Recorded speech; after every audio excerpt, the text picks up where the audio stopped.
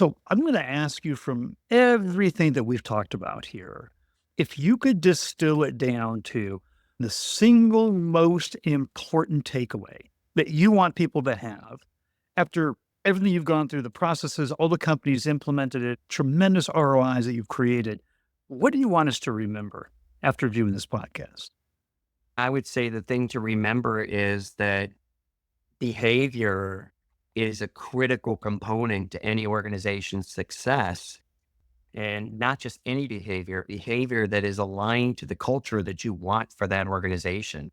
And when you define a company's culture, it does not necessarily mean who they are today. Culture does not necessarily say this is who we are. It can be who we want to be. And so it can be part of your journey of where you want to be. And then I think the other thing is you can't do it in isolation. This is not an HR task.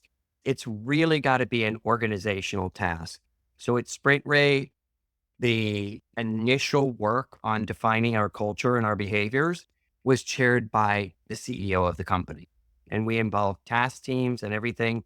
I facilitated, but he was there to lead. And we've had leadership involvement all the way through. So it's not just about saying we're going to delegate this. No, you can't delegate culture. You can't delegate behavior. It's an everyone's decision.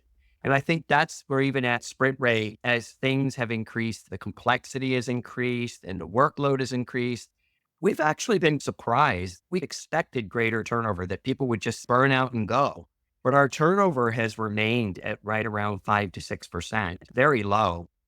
And a lot of that turnover ends up being people who either opt out, they're moving to another area, or they want to shift in their career, but we don't have that opportunity because we're still small, or they just decide that it's not really a fit for them, or we decide it's not a fit. But we haven't seen extensive turnover, and I credit the behaviors and the defining of the culture with the fact that that hasn't happened.